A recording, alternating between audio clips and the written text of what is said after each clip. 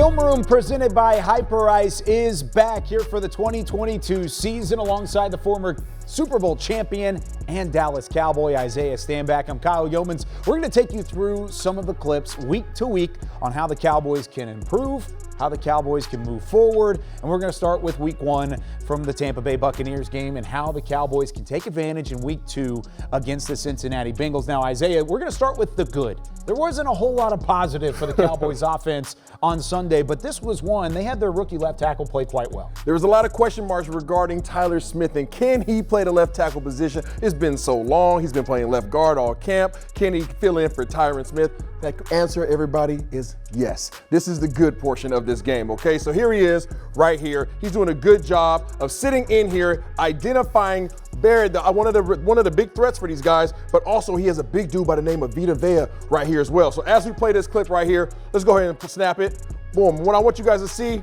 pause it right here. His eyes immediately go straight over here to Barrett, okay? But where's the immediate threat? The immediate threat is Vita Vea. He's looking right here, trying to run through his shoulder so that Barrett can come right here on the stunt. But Tyler Smith does a good job of passing off his responsibilities, gets his eyes back, pause it right here, back on Vita Vea, and does a great job against one of the most dominant defensive linemen in the league of holding him up, let it play a little bit longer. Look at his strength, look at the fight. Gets his feet in the ground, pause it right there. Look at this base right here. Gets a nice solid base against this 330-pound mammoth and doesn't allow him to get any pressure on Dak. Look at this pocket that he has. Now Dak decides to do what he does, but Tyler Smith gave him a chance. Now, this is one thing to look at because one of the things about Tyler Smith was his pad level that he was really concerned about going into his rookie season. He kept his pads low against Vita Vea because if you don't do that the other way around, you're going to get beat. Yeah, you're going to get ran over.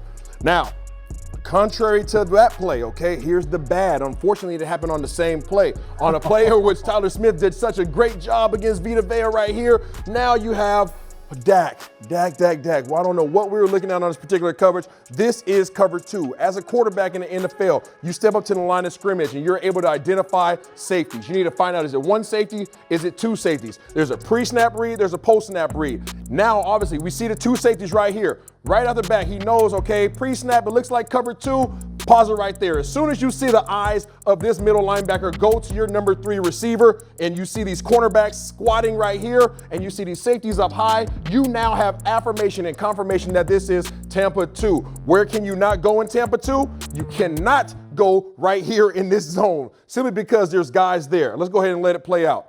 As you guys see it, boom, pause it. Okay, right now you have CD clearing it out, okay? You got Noah Brown running what we call a whip route, which brings you back here into this coverage. We have a clear out that does absolutely nothing. If you're gonna take a shot, you're gonna take a shot right back here in this honey hole down here between the safety and the cornerback. But Dak does not identify what the coverage is. You see him now step up into the pocket, step out, delivers the ball, now where? Pause it, right there. Run it back a little bit.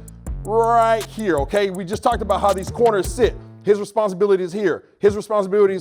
He has a safety. Here. Where you cannot go is try to fit this thing in this small window because both of these guys, as you guys can see, eyes are back on where? Back on Dak Prescott. Dak tries to fit it into this small hole. Antoine Winfield Jr. takes advantage of it, picks it off. That is the bad. We have to get a pre-snap read. You got to get a post-snap read. You have to get that confirmation. And I don't think that Dak knew exactly what they were running. So it looks like there that Dak Prescott just didn't have a great read on what the defense was initially. Joe Burrow had a couple of those opportunities last week as well when he was looking at the Pittsburgh defense. Pittsburgh got after him, 7 sacks last week. But even when he wasn't under pressure, he was still in his head because there were opportunities for that Pittsburgh defense to take the football away. They did a lot of very sneaky, tricky things to throw Joe Burrow off his game. The defending Super Bowl appearing quarterback. As you mentioned, 7 sacks. He had 4 interceptions. Really should have been 5. Plus a few fumbles in there as well. So I want you guys to take a look at what's going on here. They're making this look like cover 3. We just talked about safety identification. Here goes the safety single high right here. And most of the time, if it's man-to-man, these corners are going to have their eyes directly right here. But they don't. Where are their eyes at? These cornerbacks' eyes are looking in at the quarterback, and they're sitting outside coverage, which lets the quarterback know on a pre-snap read that this is a cover 3. All right, let's go ahead and let it play a little bit. As soon as you see this safety creep up, pause it right here, creep up into the box right here, now you have to know this is going to be man-to-man coverage. You also know when this guy's creeping up, I don't have a lot of time. I got to get the ball out my hand. What Pittsburgh does really a good job of, let it play out a little bit. right here. I want you to pause this, okay? So now, how many players do you see up here for Cincinnati?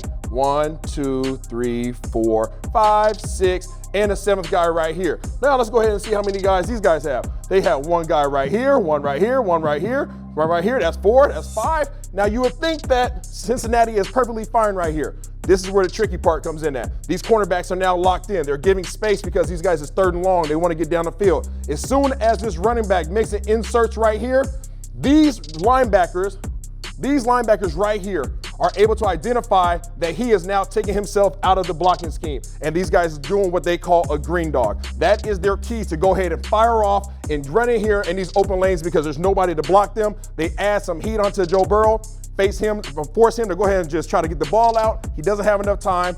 Another turnover for those guys. They did this all day long. Burrow's head was spinning. This is an opportunity for us as a defense and Dan Quinn to take full advantage of the fact that he doesn't know what's going on. Let's go ahead and confuse him even more. And where does the linebackers for the Dallas Cowboys play their best?